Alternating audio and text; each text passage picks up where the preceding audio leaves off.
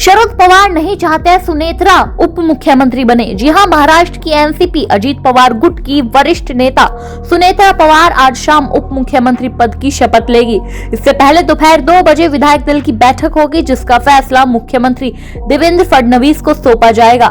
सूत्रों के मुताबिक सुनेत्रा पवार के डिप्टी सीएम बनने पर पार्टी के भीतर सहमति बन चुकी है और इसी क्रम में उनके राज्यसभा सांसद पद से इस्तीफे की प्रक्रिया भी पूरी की जाएगी। महाराष्ट्र में एनसीपी अजीत पवार गुट की वरिष्ठ नेता सुनेत्रा पवार आज शाम उप मुख्यमंत्री पद की शपथ लेगी।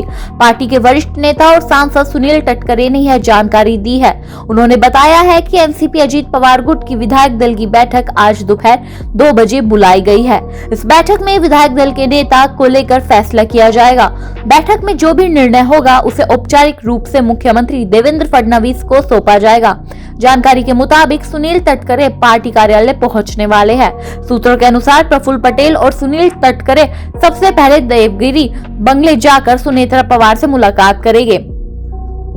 लेकिन सवाल ये उठ रहा है कि क्या एनसीपी के इस फैसले से शरद पवार नाराज है। सूत्रों के मुताबिक आज शाम शरद पवार और सुनेत्रा पवार के बीच बैठक प्रस्तावित थी, लेकिन उससे पहले ही सुनेत्रा पवार, पार्थ पवार, प्रफुल्ल पटेल और सुनील तटकरे के बीच सहमति बन गई कि सुनेत्रा पवार उप मुख्यमंत्री का पद संभालेगी।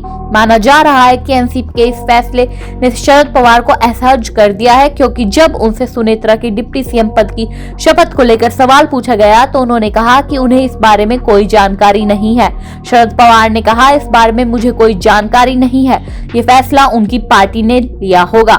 इधर गोविंद बाग में शरद पवार के निवास पर रोहित पवार, सुप्रिया सुले और युगेंद्र पवार के बीच बैठक शुरू हो चुकी है। इस बीच पार्थ पवार भी शरद पवार से मिलने के लिए गोविंद बाग पहुंच चुके हैं।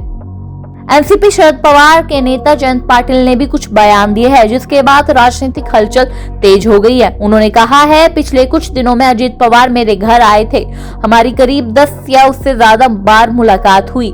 अजीत दादा का कहना था कि शरद पवार की मौजूदगी में ही दोनों पार्टियों को एक साथ आना चाहिए। अजीत पवार को पवार साहब के प्रति गहरा आदर था और उनकी दिल से इच्छा थी कि सभी साथ रहे।